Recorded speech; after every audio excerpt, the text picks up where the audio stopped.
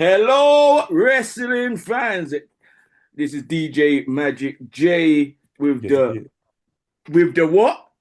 The honorary Honorary. honorary side and the hip hop original Scan Deuce.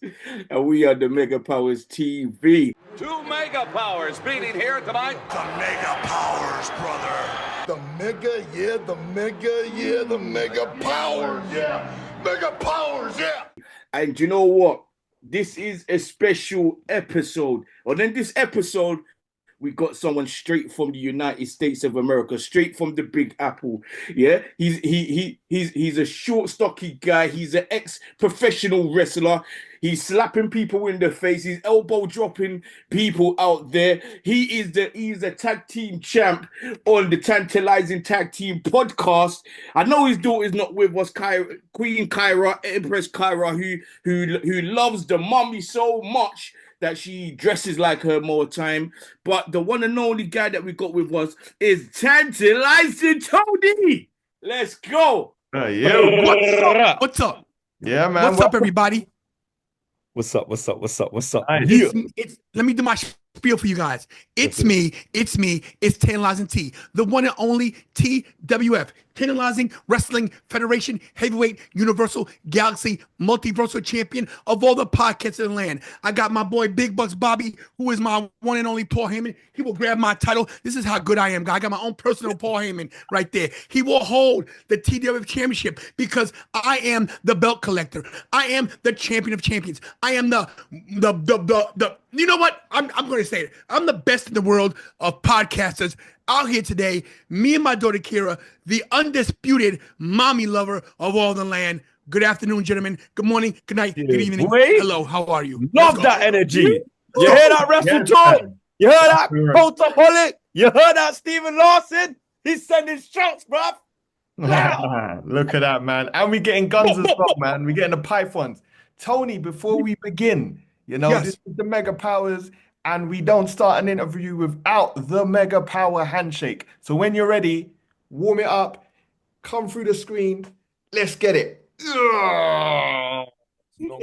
Right. Nice, man. Nice. Did you Mega Powers? So you mean Hulk Hogan, Macho Man, the Mega Powers team?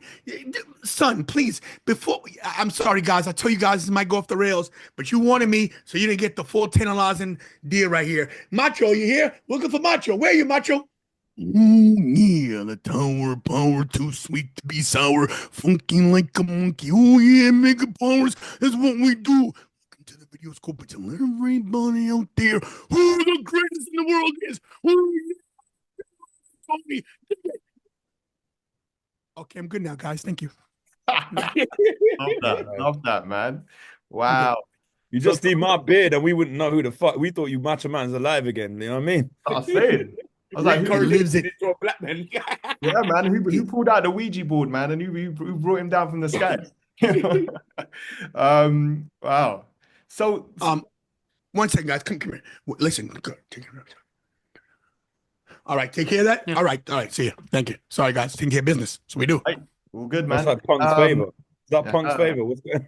Oh yeah, we'll find out Armenian. That's right, man. So the first question we always ask Tony, let's dial it back real quick. Where did it begin, man? Where did the passion for professional wrestling begin? How did you get into it? When did it become more than just a hobby, man? All right, man. So I'm gonna tell you a quick story, if that's cool. And please forgive me. You guys know me. You see my show. I'm an emotional guy, so sometimes I get welled up when I talk about this because it's a big deal to me. So I didn't have a dad growing up. My father basically dipped out on my mom. I met my dad twice. First time I met my dad, I was 9 years old. I was going to an arcade in a pool hall in New York City, and he was there playing pool. And he looked at me like real funny. He was like, "Are you my son?" I don't know. I met him in a pool hall playing video games. And I saw him that one time and I asked him, "Yo, why'd you leave us?"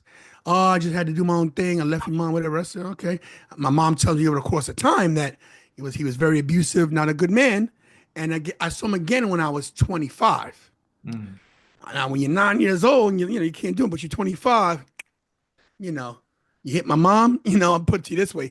You put your hands on my mom, I put my hands on you. It might be retro pay for 25 years, but you get what you pay for. So I had to lay him out right there on 125th Street, right by the Apollo, lights out. So I had no dad growing up. So it always affected me as a man.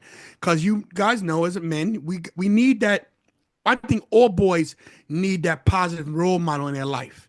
And I did have one. My uncle Andy, he was my mother's uncle. So he's my great uncle. He was a World War II veteran, a postal serviceman, worked at the post office for over 30 years, and he basically raised me. And he loved professional wrestling. He used to take me to the matches in Poughkeepsie, New York, and at Hamburg, PA. I saw Andre the Giant. I saw the Wild Samoans. I was there when Rocky Johnson and Tony Atlas beat the Samoans for the tag team championships. I was at that building. Man. True story.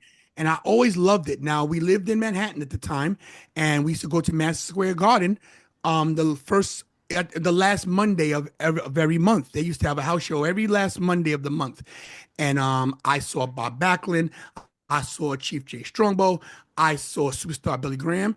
I was there when the Iron Sheik beat Bob Backlund and Arnold Scarlett threw the towel in. I was there when Hulk Hogan beat Bob Backlund. I was at the first WrestleMania. I was at the first SummerSlam. If you guys didn't know, I'll be 57 years old in April. I was born in 1968. Yeah, black don't crack, baby. That's what we do. And I just loved the wrestling from then. My uncle died when I was 14. I went to my first WrestleMania around then, and I told myself that after that, I was going to try to go to every WrestleMania, which I have accomplished. And I have told him I told myself I'd be in wrestling. And I just loved the whole pomp, the circumstance. I loved it.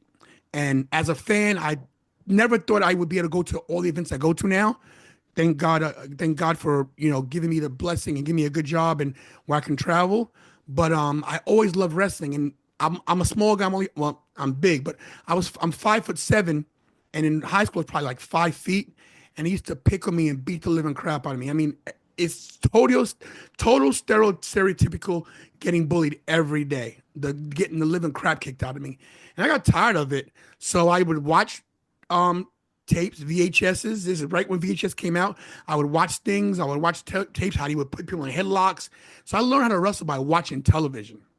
And I went and as a kid in high school, coming up, started playing football, got a little bulky, and stopped getting bullied and started laying people out. I figured if I could do this, maybe I could do it in the ring.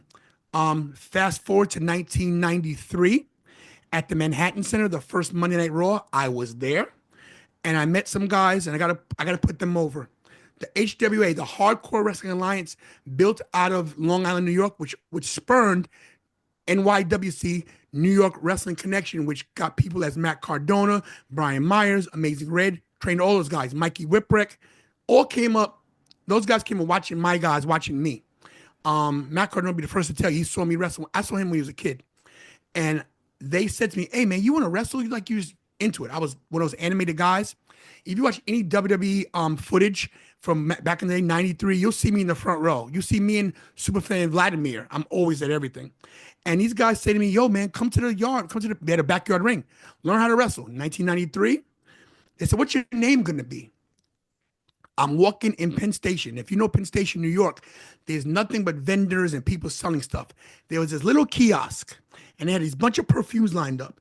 And the perfume said, Ode de Tantalizing. And that dad said, Tantalizing Tony. I'm named after cheap perfume, and that was the day Tantalizing Tony was born. Wow. Take off my hat to that. That's fantastic. Oh, you did try this at home. Literally. That's crazy. I think that disclaimer, don't try this at home, is made because of me. I do.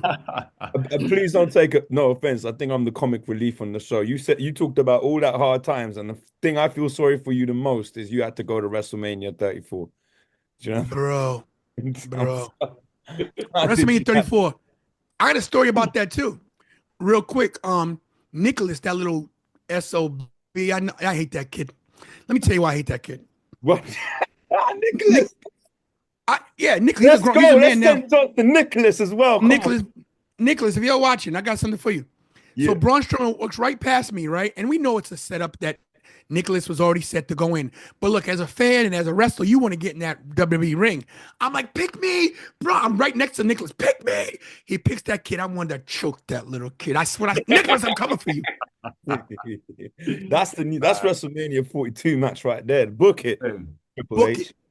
Yeah, man. Book We're it. waiting for his comeback, man. So, I mean, it's amazing that I think this is the first time we've met someone that's been to every single WrestleMania. That's insane, you know? But because my son's just got into wrestling, and now that it's on Netflix, we've been literally chronologically going through every single WrestleMania. Now, one WrestleMania that gets ragged on the most, which actually I didn't think was that bad, was WrestleMania 2. Now, that was in 3 venues. Which one was you in? So I was at the Nassau Coliseum one part because that's New York, of course. You know, and then we had the big screen. It was called closed circuit TV back then. It was no such thing as pay-per-view. It's closed circuit television. So you'd have to go to the movie theater and watch it on the big screen in the movie theater. Right. Yeah. So I was at the Nassau one, and Even listen, at that a is one of the bad WrestleMania. I'm Not sorry. even at a stadium, at a jumbo, watching it on the jumbo box or nothing. They never had that. 80s, bro. Yeah, bro, it was rough. It was rough. Listen, we got it good nowadays. It costs a little more, but the money's worth it. Back there, closed circuit, man, you're around a bunch of knuckleheads. Look, you're in a wrestling match anyway, so you got knuckles anyway.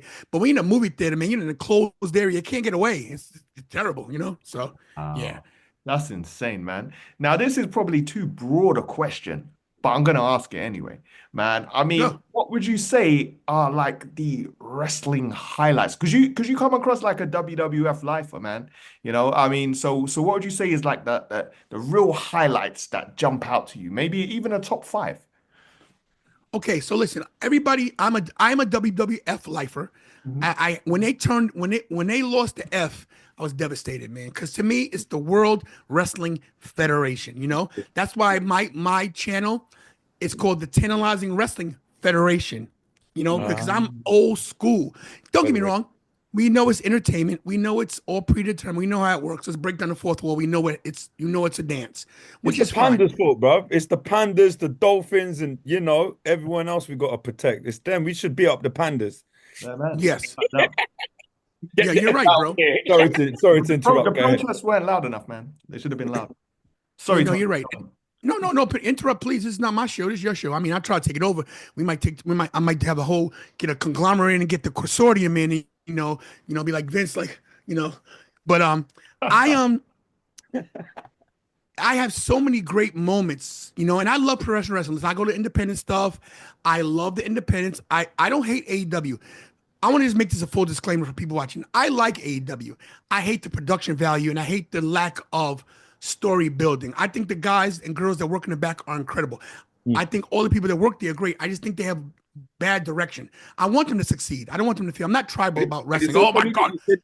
And it's so funny that you said that, Tony, because on our last episode, Sai was talking the same type of thing, and I said, "Oh, they're not too bad," but Sai was like, "Nah." Well, first of all, that's not what I said. Second of all, I said I want the best. I was always in the WhatsApp group back in AEW, like when Vince was at the tail end of his career, because there was much better storytelling that I found and things coming to a point at the pay-per-views back then. I tried to avoid cussing Tony Khan because everyone else jumps on that bandwagon. I just said I hope he gets a writing team and makes less decisions, or is just a yes or no guy and has help, because you could see the cracks were there before. He's trying to do everything: the production, the storytelling, the interviews, the business deals. He's being Tony Khan, Triple H, and 5 other people at the same time. He just needs to leave control, and I just think it's a bit childish the way he's running things at the moment, and he's unable to say no to his hero. I mean, look how he fucking hugs the wrestlers. Sorry, I did cuss him there. But do you know what I mean? He hugs him like it's like his lost ex-girlfriend he hasn't seen in 6 years. So basically, he's like the P Diddy of our generation, all up in the videos, dancing. yeah, but Right. fuck P Diddy, but Diddy had a backbone. He could say no to people. Do you know what I mean? True story. And that's what I think is very important is that, look, I think Tony Khan loves wrestling. I honestly believe that Tony Khan loves the business. I don't think he hates the business. I think he has good intentions. But like you said, he needs someone to help steer the ship. A captain of a cruise liner. He doesn't turn the steering wheel. There's a person that actually turns the steering wheel, and the captain gives the orders. Port side, whatever, stern side. There's things that you have to do. You have to delegate. You've got to put people in the right positions. You have to put yourself like this. On the Tantalizing Tag Team Wrestling Podcast, exclusively on YouTube, cheap plug, it's me. I'm the head. I'm the head. Then we've got Kira. We've got Big Bucks Bobby. We got Magnificent Mikey. I got also people in the backstage doing stuff that you guys never heard of because they don't need to be mentioned. But when I tell them to go get me some clips, when I tell them to go get me something, they do it because I'm in charge. And if they don't like it, they can go live in the streets. Because what I do is my thing's a family business, okay? So all my kids are involved. My son, Anthony, who lives in Vegas, is involved. My daughter, Jasmine, the best hair in the business. She's in North Carolina. She gets all my clips from Twitter. She gets all my new stuff. If they don't like it, they don't get to eat steaks. They eat ravioli out the can. That's how it goes. If they don't like it, too damn bad. So I can say no, and these are my children. If they don't like it, get out. Some days, Kira doesn't feel like doing the job. I'm like, I don't care what you want to do. Either do the job or go work somewhere at the 7-Eleven. And listen, she's my daughter. I love her, but someone's got to be able to say this, do this, get the job done, and we'll reap the benefits later. That's the problem with Tony Khan. You can't be everybody's friend. Listen, this is a terrible analogy, and I hope it doesn't hurt anybody's feelings. Listen, people are like dogs, like puppies. A puppy gonna love you no matter what, man. Even if you kick him, you shouldn't kick a dog, but that dog gonna love you. I'm a good dog owner, just like I'm a good dad. I give them creative direction to do what we need to do, because then when they see the paycheck, like, oh man, now I know why he made me do that. It don't got to make sense to you. It got to make sense to me. But I could not do it without them. I can't edit the videos. Kira is a genius. I can't get all these clips. My daughter is doing her work. My son, Big Bucks Bobby, he does all the manual labor, putting the belts up, going to conventions. I need them. Mikey, cutting promos. I need them. But I know what jobs to give them, what jobs they can do. And that's Tony Khan's problem. He needs a Tantalizing Tony, because give me charge. I'm firing everybody and bringing new people in. But I digress. This? Holler at Tantalizing Tony and the Tantalizing Tag Team. But let me ask you something, Tony. Yeah. I'll go back to the question too about the moments. Go ahead. Yeah, let's get it. In the last couple years, what was your favorite AEW match? Because I got mine, but what was yours? Okay, so this is the thing about, and this is where the problem is. Here's where you can't say what's your favorite AEW match if you're coming from a position of me, because all the matches are the same. Will Ospreay versus Kyle Fletcher, they're gonna put a banger all the time. But where was it? When was it? You know what I mean? Because it's a banger. There's a banger on Dynamite. There's a banger on Rampage. There's a banger All In. There's bangers.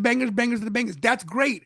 But here's the problem. It's like you can only eat so much steak. Look, guys, I know we've all had beautiful women in our life. Beautiful women, they look sexy. They got everything going. They got the breasts. They got everything, right? But you can't sleep with them every single day. You get tired. Like, yo, you need some variety. Sometimes you got to go, get yourself a fat chick. That's just how it works sometimes. You can't get everything all the time. And the problem with AEW is they put on banger after banger after banger. It's like you're never anticipating something good because you're getting something great. It's WrestleMania for them every day. And I think that's a disservice to them, because they don't allow you to be like, oh, that match is okay. Let's step it up. These guys are professionals. Don't give us everything all the time. Will Ospreay does not have to do an Oz cutter 5 times in a match. They don't need to do it. They don't need to land on their head as much as they do. The gore. Look, I'm bloodthirsty. I'm one of those. Me too. That enjoys that. Like, I love Swerve versus Adam in the cage. I thought that was fantastic. Incredible. I thought, that's my favorite. That's my favorite. Mine too. That, or even Bryan Danielson against Ricky Stark in the strap match. I thought that was fantastic. But that violence, it all meant something. It's not just a repetitive, let's just destroy ourselves.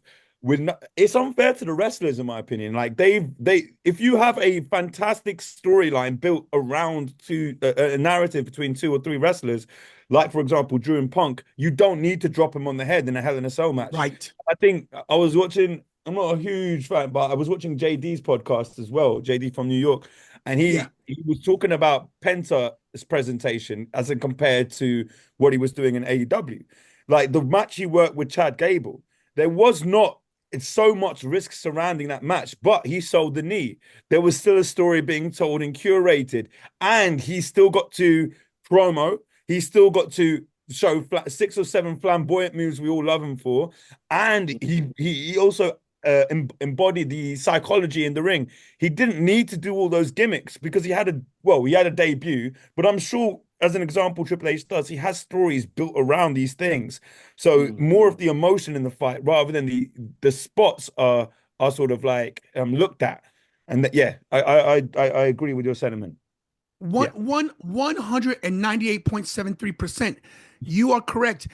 The presentation of Penta in AEW, look, they put him over.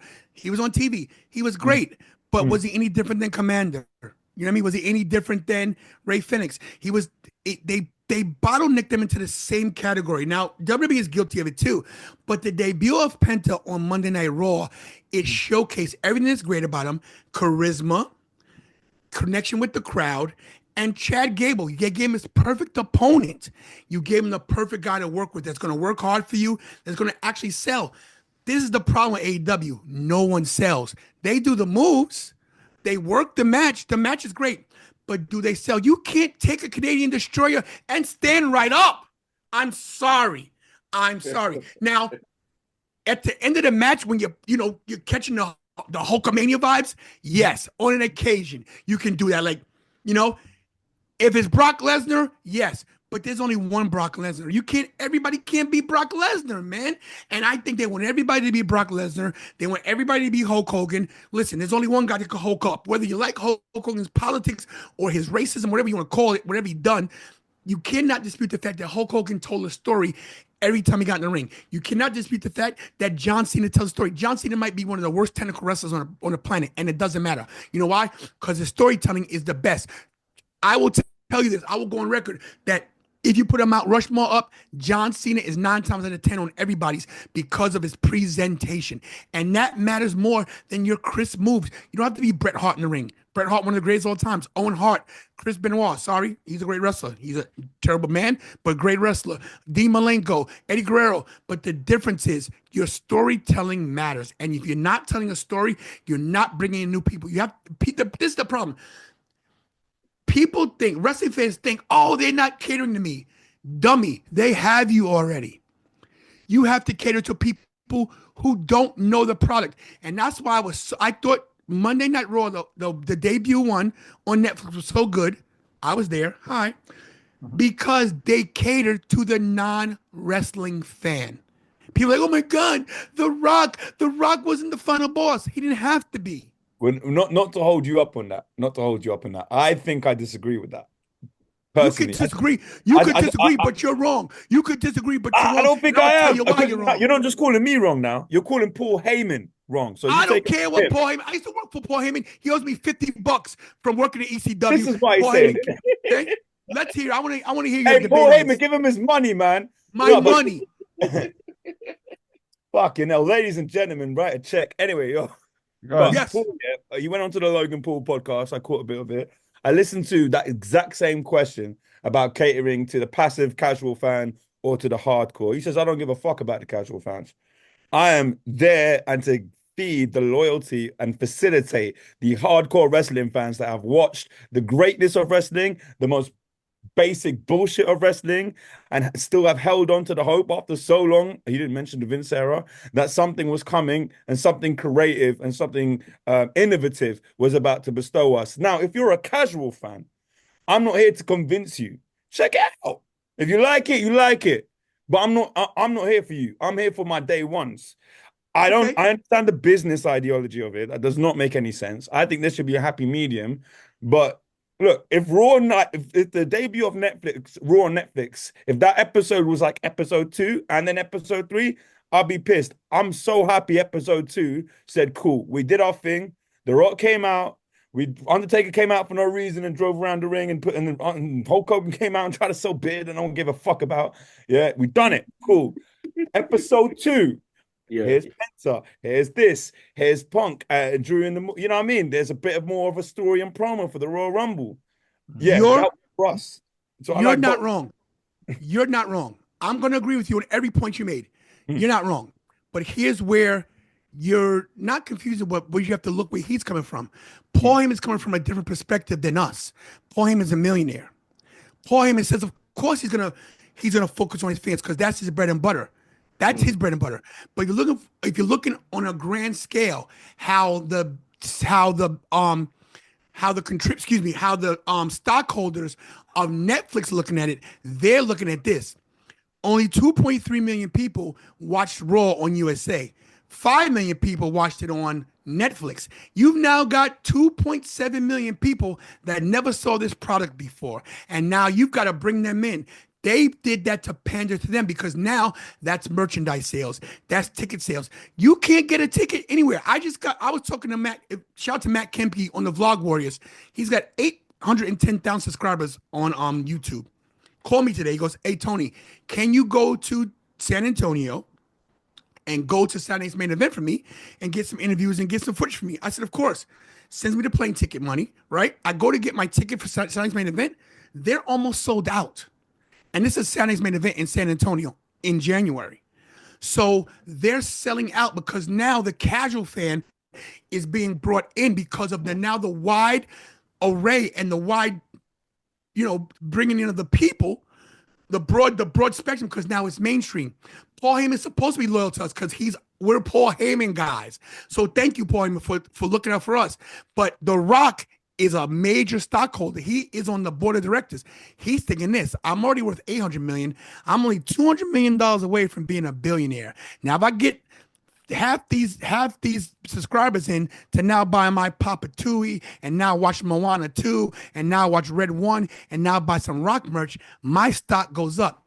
This wasn't for us. We're not going nowhere. We ain't going nowhere.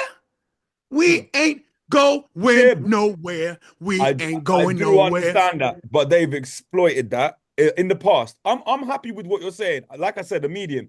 I just don't want it to get to a point where and even though I'm Punjabi and big up Punjabis out there, I don't want to get to Punjabis. I don't want to get to a point like just because I'm going to tour in India, Jinder Mahal gets the title to compensate the business and to cater towards that. I'm happy for a medium. It just can't go to two extremes. You see what I'm saying?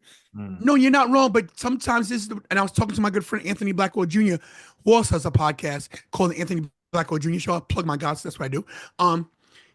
He doesn't pander. He doesn't pander at all. So, and this is my thing. And he won't be mad that I said this. Okay, so he started way before me. And I'm not trying to say I'm any better than anybody else because I'm not. I really am. But I'm not. I'm at 20,000 plus. Hey, listen, I'm at 20,000 plus subscribers on YouTube, right? I jumped 10,000 in 9 months, which is incredible. He's at 1,000. He's at 1,300. You know why? Because he doesn't want to pander. Okay, he loves his content and he's so passionate, which is great. But my thing is this: it ain't called show friends, it's called show business. I'm here to make money. I'm like Funk, man. I'm trying to get some money in my pocket. I got my daughter Kira's in college. I want Michael, my little guy, playing video games over there. I want him to go to college. And sometimes I don't love AEW. I cover AEW. I don't love TNA. Last night I did my first ever TNA pay-per-view. I did a watch along because you know what? Because that's what everyone's watching and that's what's trending. And it's sad that we got to pander. It's sad that we have to go with the trends because it's not fair. But that's the way the system is. The system sucks. But you know what you do? You beat the system, you get into the system, and you change the system from the inside out. You can't get in if you don't pander and get your foot in the door. Look, and this is going to be real controversial to a lot of content creators. I see a lot of content creators at these press events, a lot of them. And I will give them credit. Some of them, 30% are good. The other 70% are trash. But Tantalizing Tony has no press pass. Do you know why? Because you got people like that who slam the door in my face or tell somebody, hey, don't, no. Because that's how it is. I've got to get in. So the way to get in is, guess what? Do some AEW streams. Put AEW in a good light. Put TNA in a good light. Don't focus on the negative of WWE. I don't touch the Vince stuff. I'll comment, hey, this is what happened with Vince, and think. I don't give an opinion. I have an opinion. I ain't giving it. Because believe it or not, if you guys don't think the WWE watches your stuff, you're crazy. They have social media people that watch everything. They know who you are. Yeah. And look, I get that. If you're looking for a career, I think there's a few podcasts out there that do they found the boundary and told the line between giving their opinion and also being as professionals so their optics don't look bad with the organizations they want to work with. Optics are everything. Yeah, I personally enjoy the content, and they are still successful. They make money on ads and whatever they're doing, like fucking Blue Chew most of the time. But Right, like, Bluetooth's great. yeah, but like, they say how it is because they don't give a fuck about the repercussions. They don't care about going backstage. They don't care about pleasing Triple H. They don't care about offending anybody because they just want to enjoy wrestling and speak on there. And I get your point. I think if I was someone who wanted to be in those rooms and speak to wrestlers and interview and get the bag and wear my merchandise on TV and do all that stuff, then playing it smart is playing it smart, you know? But that's what you got to do, and that's my thing. Look, I'll be honest. Look, I do want my press pass for WWE. It's coming eventually. They can't say no to me forever. I've been doing this 3 years now. We've been denied every show, every pay-per-view, every premium live event. We've been denied. I'm not mad at them because there's other people that are better than me and are ahead of me that they got higher numbers. But when my numbers get to a certain level, they can't deny me. And I don't want to press pass every event. I just want to get my foot in the door to get the experience of being backstage, of being able to talk to these guys and see what it's like. So now I can now take that and further my brand. I'm not trying to work for WWE. WWE can't afford me. They don't want a guy like me because I don't follow instruction. I'm not the kind of guy to be like, oh, I'm not going to follow some script. I'm unscripted. I'm off the cuff. It's who I am. So I don't think I'd be in that corporate world. If they said, Tony, do this, of course, I'll toe the company line, but I'm not going to change who I am. They say you got to drop 10 the name Tantalizing. I will never go in as somebody other than Tantalizing Tony. So I get it, but I just want that experience to be backstage, or to be at the events, to be next to Chris Van Vliet, to see what they know, so I can get that knowledge. But then I see people who are there that don't even want to really be there. They just go there and they go on social media. I got a press pass and ask a stupid question and don't even further like the give the fans what they want. Ask the questions the fans want to hear. You don't have to get controversial, but don't pander to everything. Now, like I said, you can pander to an extent, like I do. I'll be the first one to admit I keep my mouth closed on certain things, and I pander to my audience. I'm not dumb. They're sending me super chat money. I did a 25-hour stream last week. I made $600. They sent me money, $600 in 25 hours. You know what I do with that money? I put it right back in the chair and I bought me a new freaking HD camera because that's what it's to upgrade my show. I got a nice setup here. I got a nice ring light. I've got 2 Shure mics. I've got $800 HD Elgato cameras, 4K cameras. I broadcast in 4K on StreamYard. It costs me $100 a month to do that. It doesn't get me more views, but I want my people, the nation of tantalization, to get the best product I can possibly give them. So then if somebody says, yo, let's send a clip to WWE or AEW or MLW or TNA, they'll see, wow, you got to look at this. This is why I focus my belts. You know, so man, I got TNA belts, I got WWE belts. I got, I want people to see that I'm for real. I don't like having all these belts behind me. I would be happy with a couple. There's things that I have to do. I'm 57. I'll be 57. I have less time on earth than I've already passed. I got to make this happen. So I'll do what I got to do to get there, So, is it pandering? Yes. But like Seth Rollins says, I didn't sell out. I bought in.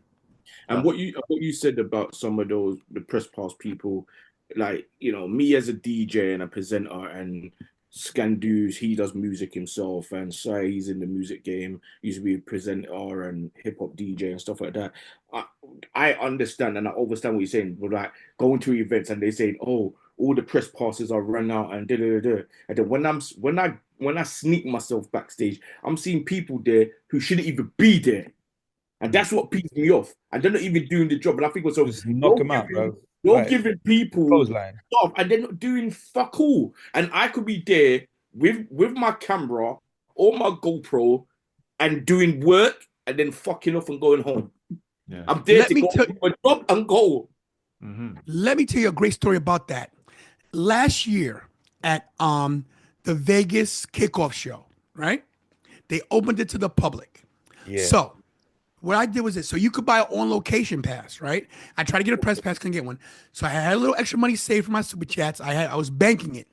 And Rhea Ripley was going to be one of the featured guests. So I said to myself, okay, so listen, If I buy this on two on locations, me one for Kira, one for me, they're 500 a piece, which is expensive money. I'm poor. I'm a bus driver.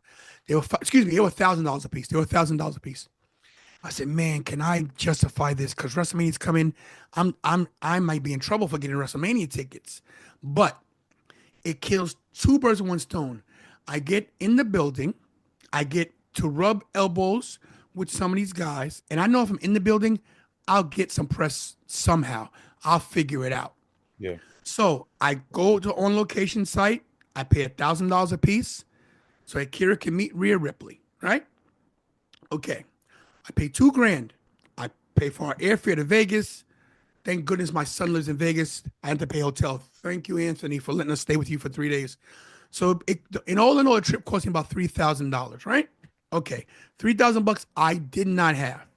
So we get to the event. We're waiting outside. I'm saying, well, Kira, we're here. Let's talk to the fans. What we do. So let's go talk to the general admission fans. They're getting in for free. Let's talk to all of them. Talk to these guys. Talk to everybody. People are showing their shirts, whatever. I then go to the entrance for on location. We get in, we walk through. So we're right now sitting down, and the press has their own section to the left. Then the people on location in the center, and then general admission is all behind us. So now the kickoff panel is to our left, about 10 feet into the distance, where you can see the actual stand. CM Punk, Michael Cole, Biggie, whoever else was there, right? Okay. So now I see the press is sitting down all quietly and they're talking. I'm like, I see no security. I see Nick Khan standing right there. I'm like, no one's talking to Nick Khan. He's on his phone. He's like this. I'm like, I tell my daughter, so yo, get the camera ready. She's like, what? Get the camera ready. Follow me. She walks over. I'm like, hey, Nick, can I talk to you for 1 second? 1 second. He's like, walk over to Nick Khan. Hey, Nick, Tantalizing Tony, because it's still the Tantalizing Tony wrestling show at this point. Just want to know your thoughts on this, and this. I get a 60-second clip. Fine, great. 60 seconds, 60 seconds, right? It's Nick Khan. Okay? Yeah. So now I'm thinking, wait a minute. I just did that. No security. I got my lanyard on. It says on location. These guys ain't checking if it's a press pass or not. So when the press walks in, I'm going to walk in with the press. So now I noticed that people are walking by the panel thing and no one's stopping them. I said, let me go stand behind CM Punk and Big E. So I stand there. If you see me, I'm just like this, looking into the camera, right there. People are texting me, yo, are you on the show? Are you on the panel? I'm standing right there. I'm just reacting like, right? So now I'm thinking to myself, wait a minute. Okay. So I see them after the panel. The Rock comes out, all that. I get back in the front row. We're doing our thing. They then exit with the press. I said, Kira, grab the camera. I said, put the camera on your neck. Cover your press pass. I have all our equipment as well because we're on location, guys, and we could bring whatever we want to bring in. So we look like press anyway. No, we did. We walk right in with the press. Walk right in. No one questioned me. No one said nothing to me. I interviewed Big E. I interviewed Montez and Bianca. I interviewed Jay Cargill. And of course, we got Rhea Ripley as well. And guess what? I don't need your stinking press pass because I'll get in if I have to. I'll do what I have to do to get the story because I'm like Mark Henry. That's what I do. Bottom line is this, is you cannot be scared or nervous to get thrown out of a building because guess what? If you do, it's another story that you have to tell. You know what I mean? I think that's... My point is... Go on. Sorry to interrupt. Go ahead. My point is that I watched all these content creators, and don't get me wrong, some of them are the salt of the earth, and they are working hard. I think everybody works hard. I think everybody tries their best. I think everybody wants the same goal. I'm not saying work ethic. I think everybody's trying to get some point. But there's some people that just are there because they know somebody, and their content is absolute dog crap, garbage, basura, whatever you want to call it, whatever language you want to speak in, it's crap. And I watched them say, Triple H, remember when you had that match against Shawn Michaels? Remember when you gave him the pedigree? I want to smack the crap out of you. I already know who you sound like, I already know who you sound like. I'm not going to say. What? How about ask Triple H, hey, Trips, let me ask you a question about how you feel now being the chief content creator from your time wrestling and how you intersect these things together in the storytelling, and how do you know that the fans are engaged, and do you divert things? You're asking stupid questions that nobody wants the answer to, and I'm sitting here with 55 questions written that can really get me over, and they say, wait, this guy knows what's going on. And hey, Triple H, remember that time when you wore those white boots? Like, shut up. Yeah, I will. And I'm in there. I was gonna say two things. Yeah, I completely agree. Me scan, and I don't know Magic that much in terms of how he navigates through the music industry, but we've interviewed a lot of hip hop artists. So we've interviewed a lot of hip hop artists backstage. We've gone to a lot of venues. I hope no one's watching. Well, fuck it, even if they are. It's very rare me and Scan will sit in the seat allocated. It's very rare me and Scan won't be backstage. It's very rare that me and Scan won't get the interview we want. Do you know what I mean? And that's because we got the hustle mentality. We came, like, literally, it's back against the wall, nothing to lose. Who gives a shit? Like, I'm going to get it because I want it more than you. And I think that's important. Yes, I think there's a line, but like, nah, man, that's how we get great content. And credit to you for taking advantage. And I'm sure your little daughter helped as well, because no one's going to say no to a little girl. Listen. I ain't gonna lie to you. Yeah. Kira does not like to break the rules. She doesn't. Okay. But Kira, my daughter, is fed up because she does all the press releases for us. She writes eloquent letters saying, WWE, my name is Kira Ashley Levin. My father is Tantalizing Tony, one of the greatest content creators on earth. You would know this if you check him out. We have a father-daughter wrestling podcast. Listen, let me ask you a question. And answer me honestly, guys. Do you know of any other father-daughter wrestling podcasts? No. You're the first. And I came across you.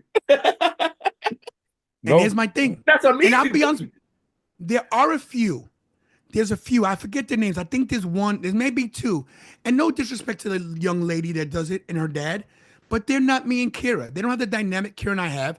I'm a former professional wrestler. I'm a former talent. I'm a former booker. I'm a former ref. I'm a former promoter.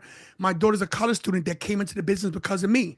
She doesn't even know the attitude era unless she's learning now from I call it the reality era. She's in the new era. So here's my thing. Like, we are the ultimate test case to use to say, you know what, let's give these two a chance. These guys are incredible. He's got his daughter. He's got his WB is all about family, right?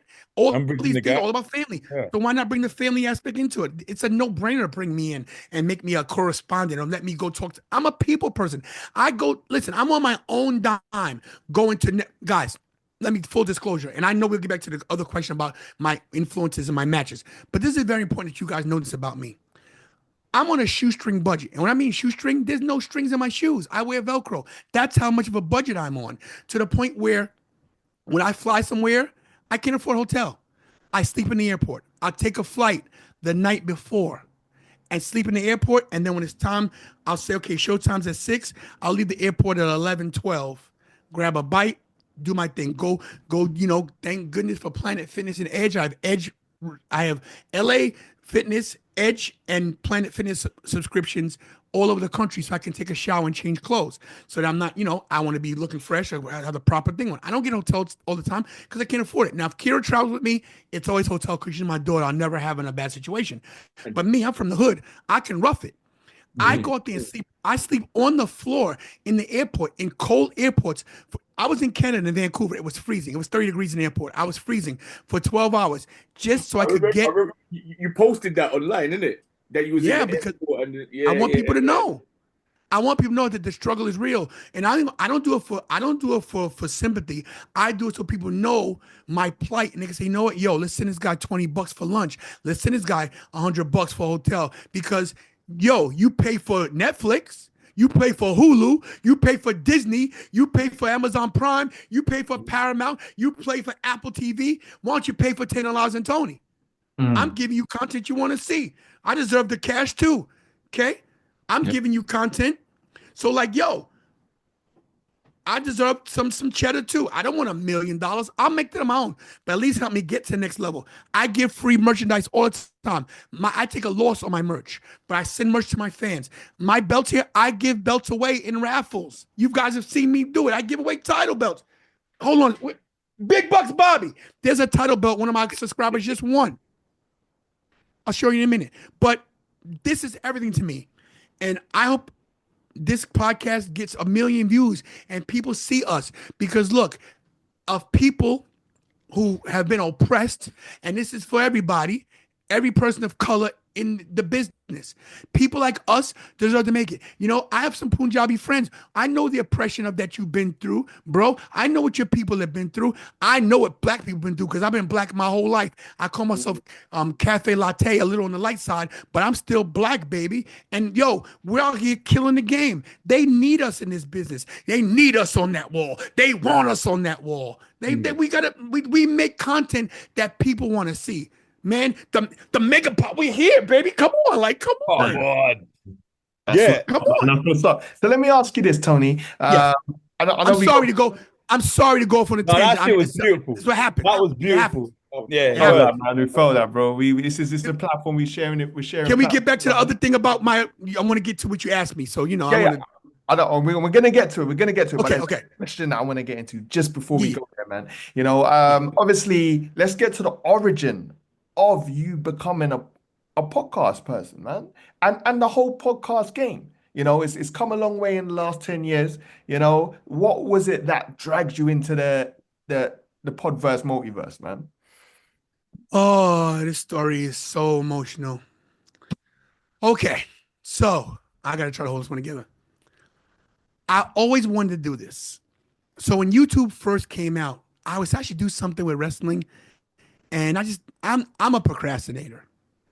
My inner circle is not the best. Not my kids, like I would say my outer rim circle. I always have people in my orbit that never support me and never say, "Yo, do this," you know. So I'm the kind of person I ain't gonna lie to you. I'm an attention seeker and I need reinformation. I need people to tell me, "Yo, you're good at this. You're good at this." I have a lot of people telling me, "Nah, you're terrible." Now, here's what happened with podcasting. My son Michael over there, he's now 7. He was 2 years old at the time. And he was just starting to talk. I would say 3, 3. And he was running around and he goes, Dad, let's run. Now, you might not notice, but I was 400 pounds. I'm 5'7". I weighed 400 pounds in 2021. I was always in good shape. I was a wrestler. I'm short and stocky. I'm built like Taz, you know? And I was always naturally strong, played football, weightlifted, did everything. I knocked people out. I used to box. I used to be a badass, you know, full disclosure. And as time goes on, as you become a father and a family man, you stop working out. I drive a bus. I'm sitting all day long, 12 hours a day, like to eat, you know. And then COVID happened. And the weight just crept up on me. And one day I'm like walking the stairs. I'm like, I can't breathe. I'm like, what the hell's going on here? And I'm outside with Michael, and Michael's running. I can't even run. I used to run. I'm a running back. I'm a fullback. I used to better run and run people over. And I'm running. I'm like feeling like, oh my God, my knees are cracking and my back hurts. I'm like, okay, I am 50, so you know, okay, I get it. But I never really looked in the mirror because you know, you look at yourself, you still see yourself as your young self. And I was like, yo, I look terrible. I looked bad. And Mike was like, Daddy, let's run. And I was like, I broke down crying. I said, Mike, I can't run. My legs hurt. He goes, Dad, you could do whatever you want to do. You're my father. You could do it. And him saying that at 3 years old, saying, you're my father, you could do it. It wasn't just being able to lose the weight and run. It was like, yo, I've been procrastinating my whole life about being on TV, being a content creator, wrestling, because I gave up wrestling when I shouldn't have. That's why I'm still making a comeback now at 57. I'm wrestling this year, so my kids could see me. The light bulb went off during COVID. I'm like, yo, I'm home alone. We got the stimulus money. Yo, I'm gonna buy me some equipment. And I bought some cheap equipment, and I said, I'm gonna just do it. So I started the Tantalizing Tony wrestling show, and it was terrible. And when I tell you bad, oh my God, it was bad. I said, I suck at this. And I watched Chris Van Vliet and I watched a guy named Sean Cannell, he works for Think Media. And he made a real thing. He said, him and Chris Van Vliet said the same thing. Just start. Don't quit. It will get better as you go. You make a lot of mistakes, but you'll learn. And I said, you know what? I'm gonna stay with it. And it was crappy for the first 6 months. Then I got a microphone. I said, okay, I hear, oh, it sounds better. But the microphone was garbage. I need a better mic. Okay, I can't use this camera. Let me go research. And little by little, I said, yo. And now I'm only at 12 subscribers, now 50, now 100. And now I'm like, okay, I got to 100. And now people starting to engage and watch. This young girl, I forget her, I wish I could remember her name, but she sent me $100 super chat, $100 when I had like 200 subscribers. I was like, $100. I broke down crying on live stream. That she sent me $100. That she watched my content enough that she went into her pocket. And then it really clicked. Like, wait a minute. People like what I'm doing because I'm organic and I'm telling the truth. That day, I said, yo, I'm coming to take over. And little by little, I started watching more podcasts. I downloaded Spotify to listen to more people. I said, okay, he's good. I like him. And I took stuff from other people, not to mention I'm naturally charismatic and I'm damn good looking. So I figured that I would use everything I have about me and also take other personas from other people and then merge it into the tantalizing unit that I am and just stay on camera. And I was watching people doing watch-alongs, but they weren't doing full watch-alongs, the whole shows. They weren't doing pre-shows and post-shows. I said, can I give 4 hours of my day at night to this? Well, you know what? We'll try it. And I did it once. Okay, I was tired. Did it again. And then I tricked Kira. I tricked Kira into doing it with me. And she liked it. So now I got a co-host. I got a partner. And we get to go back and forth with each other. And now I'm seeing, wait a minute. Now I'm at 900. Now I'm at 1,000. So now I'm at 1,000 and 400, 4,000 watch hours. So now I'm monetized. So now I got commercials. I'm like, hold up a second. I got to check for $80. $80 is $80 I ain't have. Mm-hmm. Any dollar that you had in your account that wasn't there the day before is a win, even if it's a penny. Because without a penny, you can't have a dollar. Well, a dollar you can't get 10. Well, 10 you can't get 100, and so on and so forth. So now my checks, and I ain't scared to say that. So now my YouTube checks every month are like $400. That's way better than I was getting 2 years ago, right? Yeah. So if I do this another 2 years, that 400 is going to be 1,200. Now I got enough money where I don't got to work full time because now I know I'm at 20,000. I'll be at 50,000, and then your money really comes in. So the point of my story is, if I never started podcasting, I wouldn't be here now, which means I'm not going to get further if I stop. I can't stop till I'm dead. I will be here until I'm in a wheelchair, shaking. This is controversial. Shaking like Michael J. Fox sitting in a washing machine. I don't care. I will do what I got to do to make it. You know. 10,000 wheelchair. Yeah, I will be in a wheelchair with dentures falling out of my mouth. And guess what I'll do? I'll then pass it on to Big Bucks Bobby and Kira. Pass it on to Magnificent Mikey. And now my legacy lives on. Tantalizing will always be here. You know. So I had to do this, and I had no excuse. I was out of work for 8 months because of COVID. They paid me to stay home because I'm a bus driver. Yeah. It was no excuse. I had no excuse. Quick question, because this sounds like the best like startup kick podcast on the origins and how to sort of like develop your own podcast.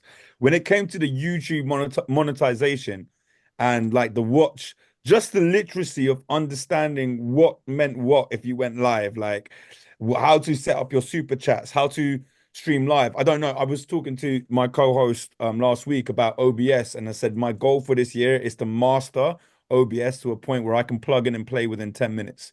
Do you know what I mean? So how did that develop? Like, was it frustrating? Did you break shit? Did you like say for fuck's sake? Or was it all YouTube University? Was it like calling people? Like, how was that journey? Just that frustration of the ins and outs, especially as a procrastinator. Do you know what I mean? Yo, so what a great question. And here's your answer. You've got to research everything to get to the goal you want to get to. When I tell you, like you said, breaking stuff and throwing things, talk about frustration. That's an understatement. Between me and you, I can't do OBS. OBS is too frustrating for me. I can't mess with it. I don't touch OBS. It's too much stuff for me. I ain't that kind of dude. I've looked for different platforms. There's something called oh my God, I can't think of the name. Restream. I tried that. I didn't like it. StreamYard is what I use. StreamYard to me is the most user-friendly thing possible. And you could do it for free, but you have the little StreamYard logo there if you do it for free. Yeah. I'm not trying to give nobody my credit for my stuff. So I said, frick it, I'm going to pay for the cheapest service, which at that time was $14.99. So I figured, okay, I could pay $14.99 a month to do StreamYard and get 720p. Ain't nobody doing nothing in 1080p anyway. So I did it 720p for a couple months, and I hated the way it looked. I said, okay, I'm gonna pay for the 1080p, which was a little more. If I didn't research all these things, OPS, Restream, all the other things, I would have never got to StreamYard. I now pay, ready for this, $90 a month for StreamYard to broadcast in 4K. But they've got screen sharing, video screen sharing. If you look at my channel and look at my stuff and my overlays and my thumbnails and my backgrounds, it is beautiful. Kira is... No, because I remember, I messaged you guys and I was saying to you guys and Kara, like, yo, how much do you charge? And then she said to me, yo, because you always watch our channel and stuff like that, and you support us, you know, we both follow each other, like, I would charge you $10. And I was like, what? I was like, yo, that's a good sister there. Because trust me, if you look at the stuff properly, you know, which within the edits here, I'm gonna put up something like it's really like it's like flashy. It's like, yo, I want to watch this channel now.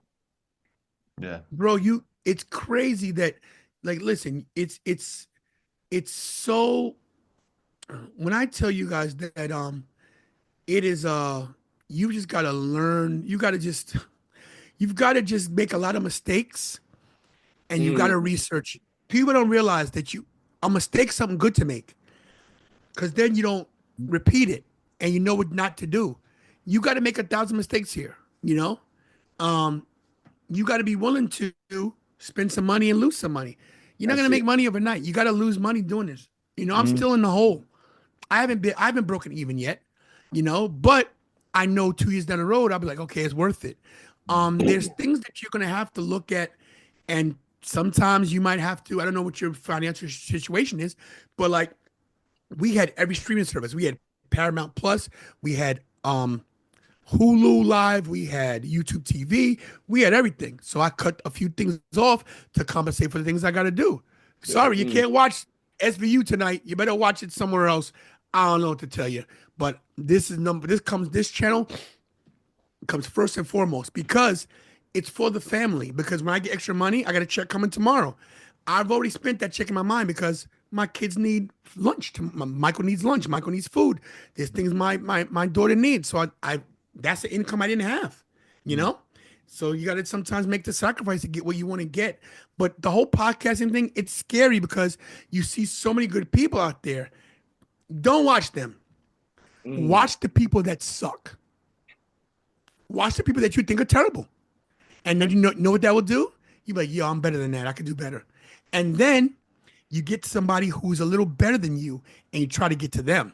All right, I can get better than, and then listen, Chris Van Vliet, I'm coming for you. I'm coming for Chris Van Vliet. I love him. That Seth Rollins interview was fantastic, though. You know what I mean? Exactly. But that's what Chris Van Vliet has paid his dues. He took a different path, but I've interviewed Chris Van Vliet has been on my show 2 times. I've interviewed him twice. Michael interviewed him at WrestleCade. Chris Van Vliet said, yo, you guys have something. Just stay with it. Just keep going. And that's the thing. You can't quit. There's no such thing as tired in this business. Wrestling is there's no off season, which means podcasters, there's no off season. There's wrestling on Monday. There's wrestling on Tuesday. There's wrestling on Wednesday. There's wrestling on Thursday. There's wrestling on Friday. And there's pay-per-views, premium events on the weekends. There's wrestling 7 days a week. So guess what? It's called no days off. Yeah. Hello, wrestling fans. This is DJ Magic J with Scanduce, the hip hop original. and we are the Mega Powers TV. And what we're giving you is exclusive pro wrestling content. You get interviews, you get podcasts, and a whole bunch of other things. So just remember, peoples, like, comment, share, subscribe to your friends, your family, Your enemies. and your loved ones. So just remember, we are the Mega Powers podcast TV, and we do everything else wrestling. The Mega Powers. Two Mega Powers meeting here tonight. The Mega Powers, brother.